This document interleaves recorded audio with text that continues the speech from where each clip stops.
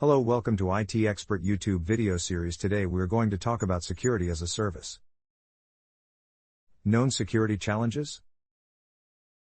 1. Data breaches. Cloud computing and services are relatively new, yet data breaches in all forms have existed for years. The question remains: with sensitive data being stored online rather than on-premise, is the cloud inherently less safe? A study conducted by the Ponemon Institute entitled Man in Cloud Attack reports that over 50% of the IT and security professionals surveyed believe their organization's security measures to protect data on cloud services are low. This study used 9 scenarios, where a data breach had occurred, to determine if that belief was founded in fact. After evaluating each scenario, the report concluded that overall data breaching was 3 times more likely to occur for businesses that utilize the cloud than those that don't. The simple conclusion is that the cloud comes with a unique set of characteristics that make it more vulnerable. 2. Hijacking of accounts.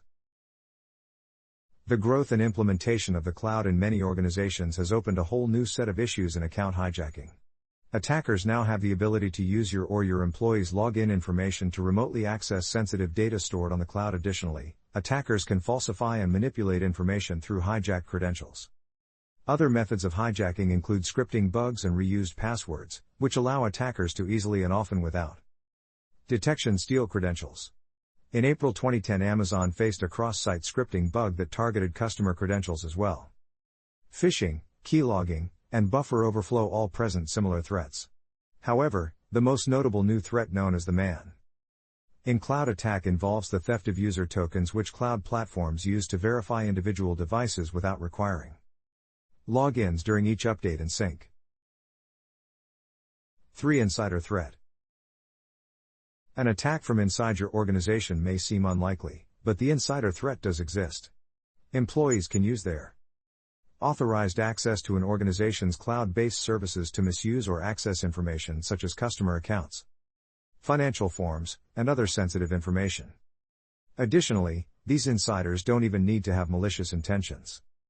A study by Imperva, Inside Track on insider threats found that an insider threat was the misuse of information through malicious intent, accidents, or malware. The study also examined 4 best practices companies could follow to implement a secure strategy, such as business partnerships, prioritizing initiatives, controlling access, and implementing technology. 4. Malware injection. Malware injections are scripts or code embedded into cloud services that act as valid instances and run as SaaS to cloud servers.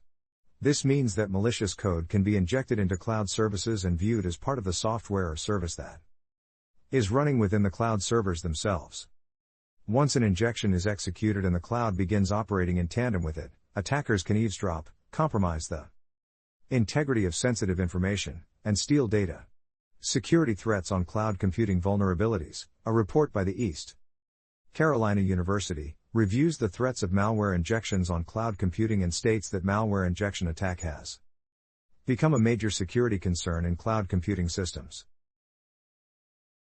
5. Abuse of cloud services. The expansion of cloud-based services has made it possible for both small and enterprise-level organizations to host vast amounts of data easily.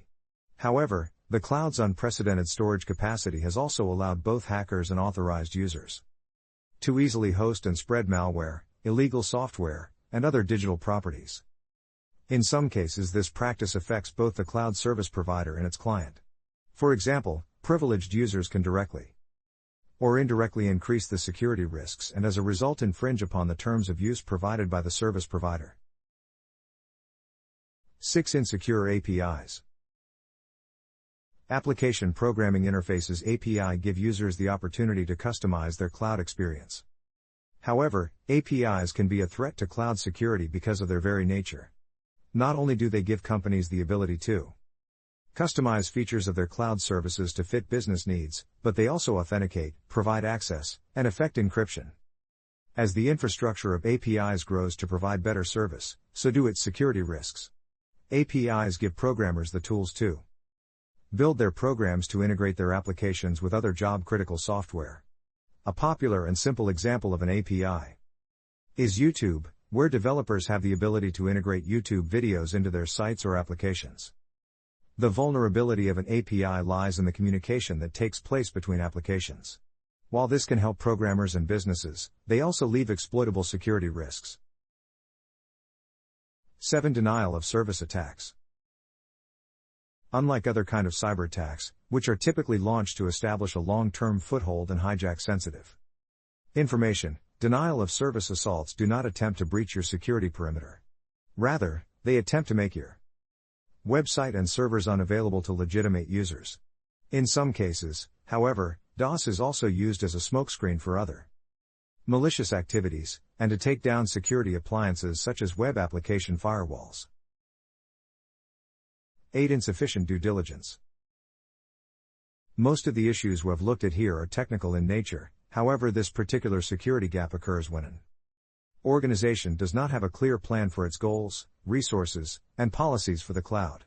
In other words, it's the people factor.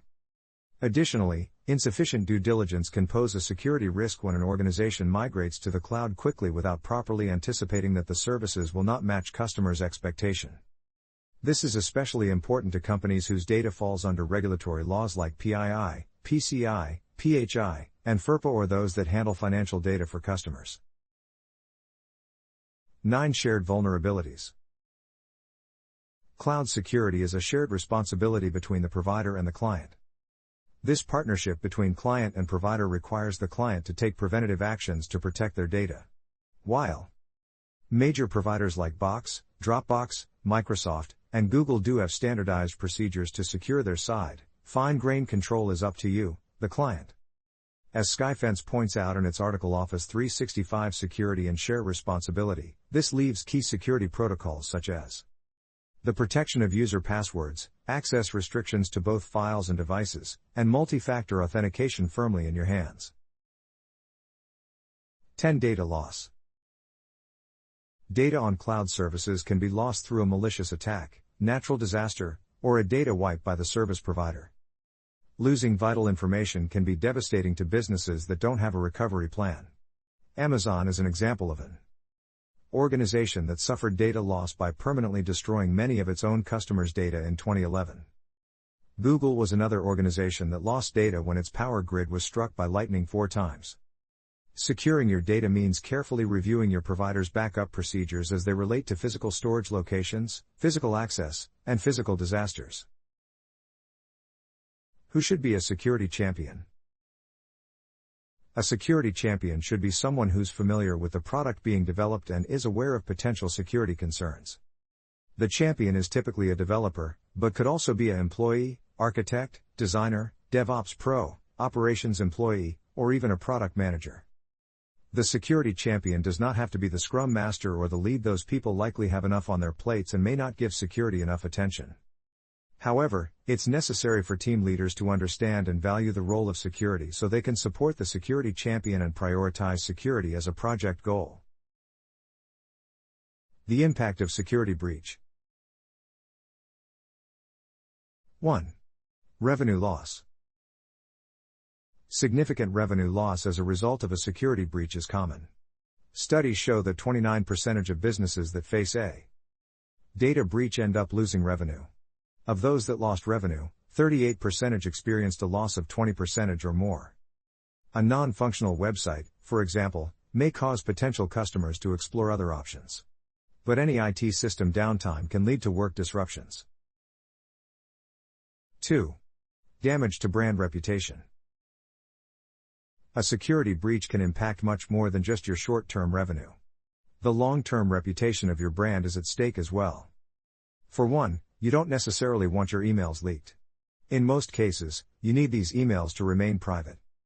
However, customers value their privacy, too, and breaches often involve customer payment information.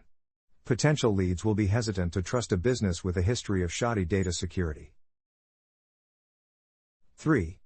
Loss of intellectual property. Loss of revenue and damaged reputation can be catastrophic. However, in some cases, hackers will also target designs, strategies, and blueprints. Businesses within the manufacturing and construction industries are more prone to this threat. Smaller businesses tend to believe they won't get hit. but 60% of hacks target small businesses. This is because they are easier to attack. Losing intellectual property can impact the competitiveness of your business.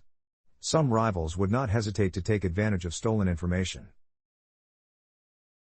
4. Hidden costs.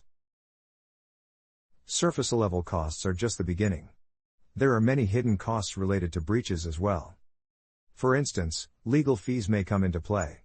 Also, you may need to spend more on PR and investigations, not to mention insurance premium hikes.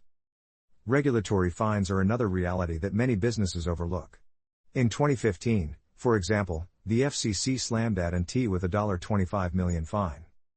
This was a result of a breach that led to the disclosure of information related to thousands of accounts. 5. Online vandalism. Some hackers fancy themselves as pranksters. In these cases, a security breach might only lead to few word changes on your website. While this seems relatively harmless, it can actually cause a lot of damage. Subtle changes are harder to notice. For example, a hacker might change a few letters or numbers on your contact page. They may also add vulgar content to some of your web pages. A definition of security as a service. Security as a service is an outsourced service wherein an outside company handles and manages your security.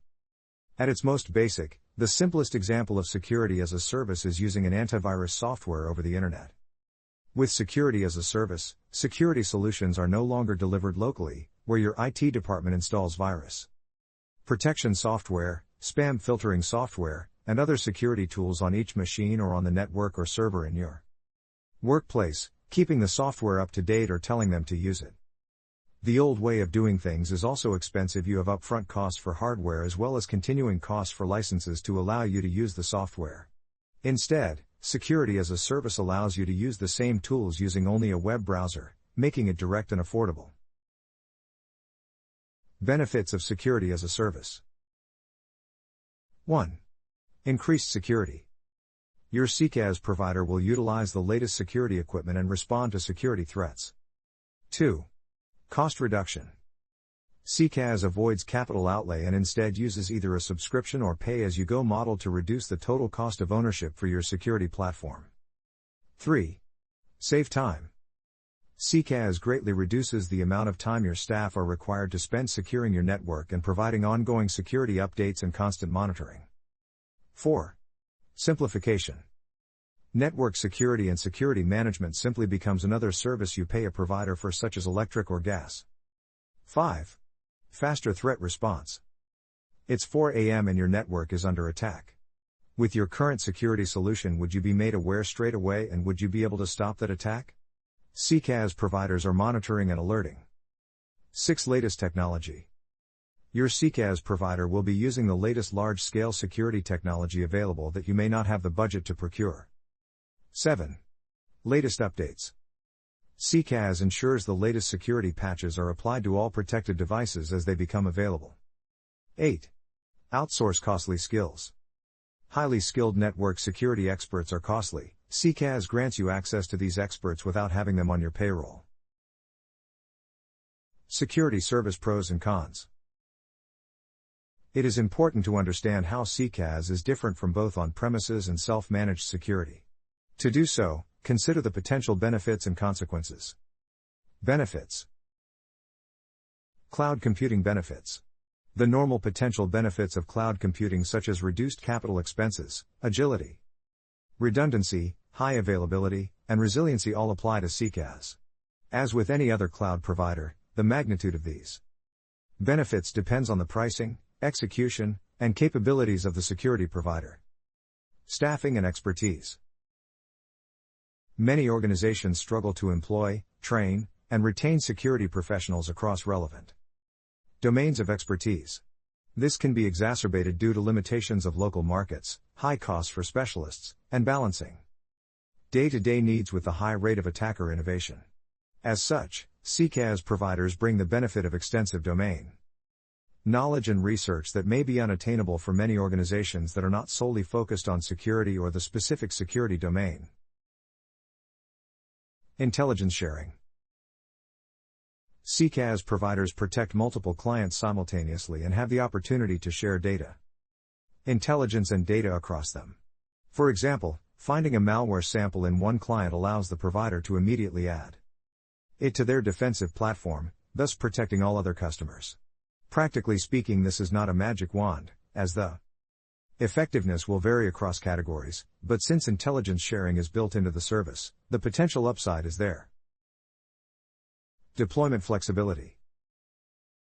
CCAS may be better positioned to support evolving workplaces and cloud migrations, since it is itself a cloud-native model delivered using broad network access and elasticity. Services can typically handle more flexible deployment models, such as supporting distributed locations without the complexity of multi-site hardware installations. Insulation of clients. In some cases, CCAS can intercept attacks before they hit the organization directly. For example, spam filtering and cloud-based web application firewalls are positioned between the attackers and the organization. They can absorb certain attacks before they ever reach the customer's assets. Scaling and cost. The cloud model provides the consumer with a pay-as-you-grow model, which also helps organizations focus on their core business and lets them leave security concerns to the experts. Concerns. Lack of visibility. Since services operate at a distance from the customer, they often provide less visibility or data compared to running one's own operation. The CCAS provider may not reveal details of how it implements its own security and manages its own environment. Depending on the service and the provider, that may result in a difference in data sources and the level of detail available for things like monitoring and incidents. Some information that the customer may be accustomed to having may look different, have gaps, or not be available at all. The actual evidence and artifacts of compliance, as well as other investigative data, may not meet the customer's goals. All of this can and should be determined before entering into any agreement. Regulation differences. Given global regulatory requirements, CCAS providers may be unable to assure compliance in all jurisdictions that an organization operates in.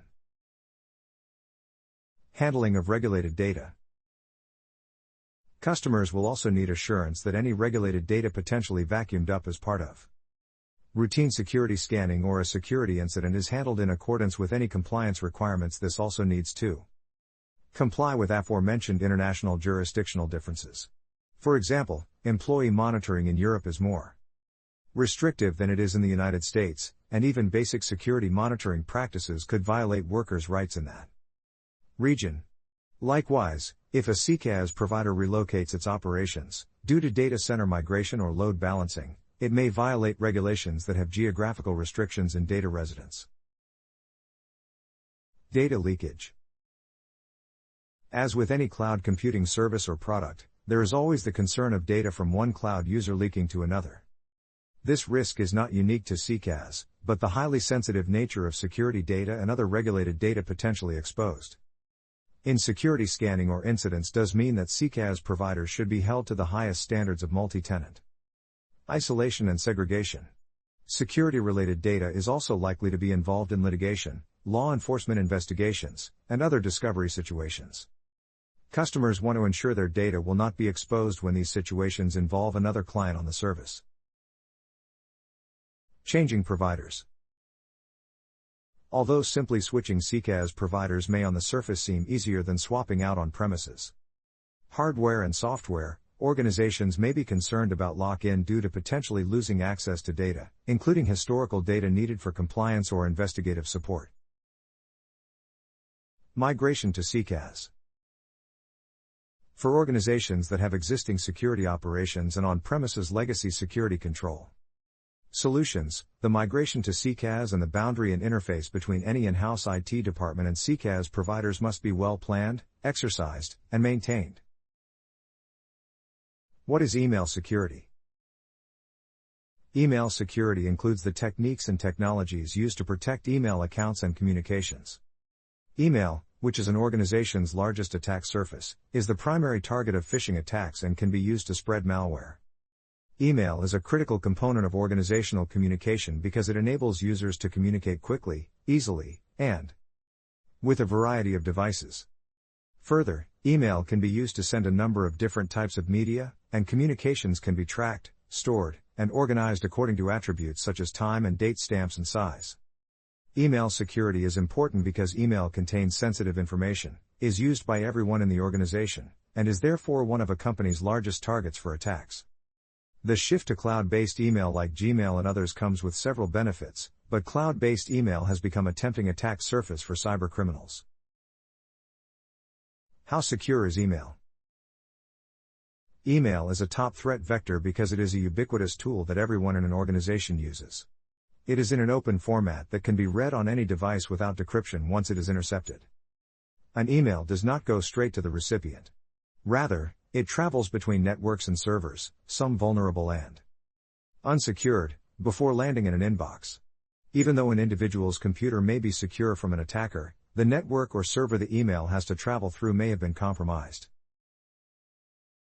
Types of email attacks. Cyber criminals use many different tactics to hack email, and some methods can cause considerable damage to an organization's data and/or reputation. Malware, which is malicious software used to harm or manipulate a device or its data, can be placed on a computer using each of the following attacks. Phishing. A phishing attack targets users by sending them a text, direct message, or email. The attacker pretends to be a trusted individual or institution and then uses their relationship with the target to steal sensitive data like account numbers, credit card details, or login information. Phishing comes in several forms, such as spear phishing, regular phishing, and whaling. Spear phishing targets a particular person, while a whaler targets someone high up in the organization by pretending to be someone they trust. Spam. A phishing attack targets users by sending them a text, direct message, or email. The attacker pretends to be a trusted individual or institution and then uses their relationship with the target to steal sensitive data like account numbers, credit card details, or login information. Phishing comes in several forms, such as spear phishing, regular phishing, and whaling. Spear phishing targets a particular person, while a whaler targets someone high up in the organization by pretending to be someone they trust. Spoofing. Spoofing is a dangerous email threat because it involves fooling the recipient into thinking the email is coming from someone other than the apparent sender. This makes spoofing an effective business email compromise tool. The email platform cannot tell a faked email from a real one because it merely reads the metadata, the same data the attacker has changed. This makes the impersonation of a person the victim either knows or respects relatively easy for an attacker. The challenge of web security. Web security must be a critical priority for every organization. Along with email, the web is one of the top vectors for cyberattacks. The web and the use of DNS services specifically are part of 91% of all malware attacks, and email and web together are a key part for 99% of successful breaches. While the importance of web security is undisputed, protecting against web security threats grows more challenging each day. From thwarting attacks to dealing with limits in skills and resources, IT security departments face serious challenges when trying to secure the web. In the past, security teams have deployed a collection of on-premises solutions to manage email and web security. But increasingly organizations are turning to comprehensive email and web security solutions via integrated, cloud-based technologies that simplify the task and reduce the cost of reducing risk. And because attackers often leverage email and web channels together, a seamless and scalable strategy for protecting both is essential. What are web security threats? Web security threats are vulnerabilities within websites and applications, or attacks launched by malicious actors. Web security threats are designed to breach an organization's security defenses, enabling hackers and cyber criminals to control systems, access data, and steal valuable resources. Common web security threats include malware, ransomware, cross-site scripting, SQL injection, phishing, denial of service, and many others. What is the relationship between web security and email security? Attackers frequently use both email and the web to successfully breach security defenses. In fact, email and the web are attack delivery and management systems used in 99% of successful malware attacks. Because attackers effectively use these two vectors in combination, It makes sense for organizations to approach web and email security with an integrated solution that can simplify protection of both of these business-critical information systems. What is a web security gateway? A web security gateway protects organizations against online threats by monitoring and filtering internet traffic in real time, and blocking traffic deemed to be suspicious, malicious, or outside of policy. Mimecast Web Security functions as a web security gateway, enabling access to benign websites and blocking access to inappropriate sites. Cloud Access Security Brokers. Cloud Access Security Brokers are on-premises, or cloud-based security policy enforcement points, placed between cloud service consumers and cloud service providers to combine and interject enterprise security policies as the cloud-based resources are accessed. CASBs consolidate multiple types of security policy enforcement. Example security policies include authentication, single sign-on, authorization, credential mapping, device profiling, encryption, tokenization, logging, alerting, malware detection or prevention, and so on. Web application security. Web application security is the idea of building websites to function as expected, even when they are under attack. The concept involves a collection of security controls engineered into a web application to protect its assets from potentially malicious agents. Web applications, like all software, inevitably contain defects. Some of these defects constitute actual vulnerabilities that can be exploited, introducing risks to organizations. Web application security defends against such defects. It involves leveraging secure development practices and implementing security measures throughout the software development life cycle, ensuring that design-level flaws and implementation-level bugs are addressed. Why is web security testing important? Web security testing aims to find security vulnerabilities in web applications and their configuration. The primary target is the application layer. Testing the security of a web application often involves sending different types of input to provoke errors and make the system behave in unexpected ways. These so-called negative tests examine whether the system is doing something it isn't designed to do. It is also important to understand that web security testing is not only about testing the security features, authentication and authorization that may be implemented in the application. It is equally important to test that other features are implemented in a secure way, business logic and the use of proper input validation and output encoding.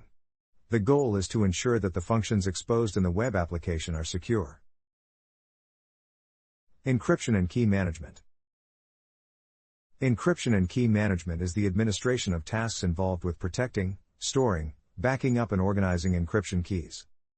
High-profile data losses and regulatory compliance requirements have caused a dramatic increase in the use of encryption in the enterprise.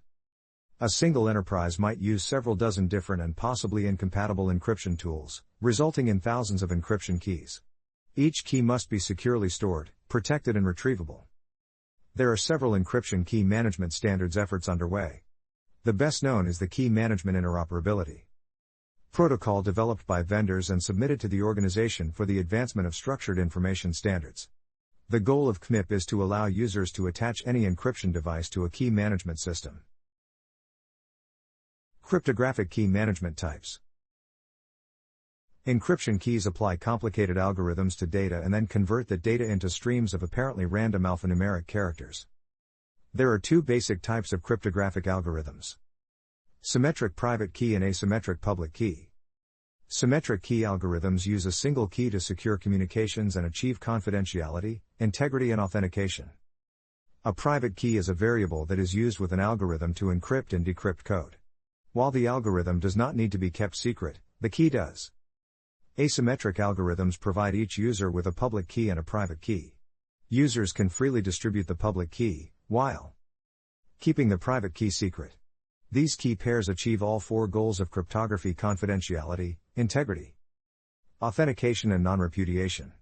A public key infrastructure supports the distribution and identification of public encryption keys, which allow users and computers to securely exchange data over networks such as the Internet and verify the other party's identity. Encryption key storage and backup. Key management means protecting encryption keys from loss, corruption and unauthorized access. Many processes can be used to control key management, including changing the keys regularly, and managing how keys are assigned and who gets them. In addition, organizations must evaluate whether one key should be used for all backup types or if each type should have its own key. The importance of encryption key management cannot be overstated.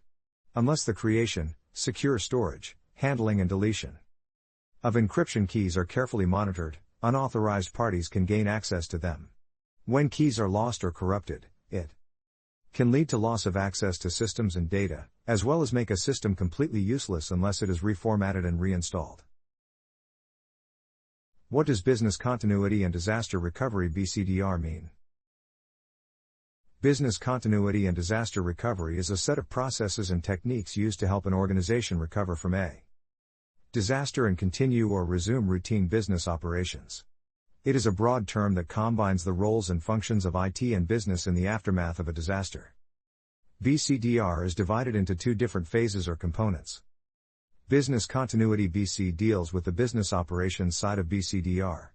It involves designing and creating policies and procedures that ensure that essential business functions processes are available during and after a disaster. BC can include the replacement of staff, service availability issues, business impact analysis and change management.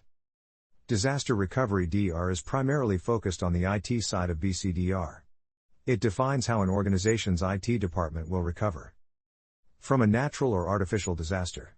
The processes within this phase can include server and network restoration, copying backup data and provisioning backup systems. Security best practices to protect applications. 1. Enhanced authentication. Examining how users access SaaS resources in the first place is a wise starting point. But, because cloud providers may handle authentication in different ways, it can be a complicated process.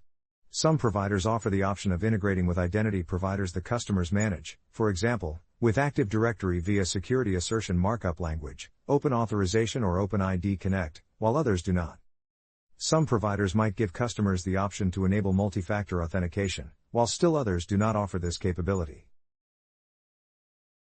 2. Data encryption. Most channels used for communication with SaaS applications today employ TLS to protect data in transit. However, many SaaS providers offer an encryption capability to protect data at rest, too. For some providers, this is a default feature. For others, it must be explicitly enabled by the customer. To determine which applies to the services in use, teams need to research the security measures available. If given the option, enabling data encryption features is a good idea. 3. Vetting and oversight.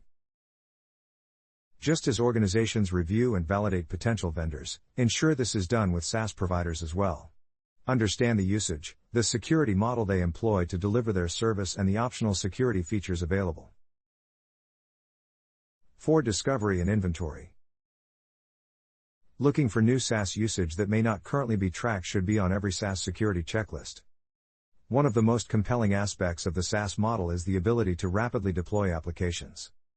As such, be alert for unexpected usage. When and where possible, employ both manual data gathering methods and automated tools to keep abreast of usage, and maintain a reliable inventory of what services are employed and by whom throughout the organization. 5. Consider CASBs. In situations where a SaaS provider cannot provide the desired level of security, explore Cloud Access Security Broker tool options. With a CASB, organizations can layer on additional controls not provided by the SaaS provider natively. These tools can be a great way to address limitations in the cloud provider's security model. To get the most out of this SaaS security best practice, pay attention to CAS deployment modes. Make sure to select the right CAS deployment configuration, be it proxy or API based, that makes the most sense architecturally for the organization. 6. Maintain situational awareness. As always, monitor SaaS use. Examine data from internal tools, such as CASBs, as well as any logs or other information provided by the service providers. It is important IT and security leaders understand that SaaS offerings are not just another website. They are powerful tools that require the same degree of security as any other enterprise application. By adopting these SaaS security best practices in tandem with systematic risk management measures, organizations can ensure SaaS is employed safely by users and that SaaS usage stays protected. Thank you for watching this video. We provide hands-on training with labs, homework, group projects. Prepare you for the certification. Provide real projects. Internship opportunities. Support you and resume LinkedIn. Staffing support. Provide tech references. In-person online class. Class retake options and more. Call us at 847-350-9034 for your free career consultation meeting. Please do not forget to like, share, and subscribe to our channel for the latest videos.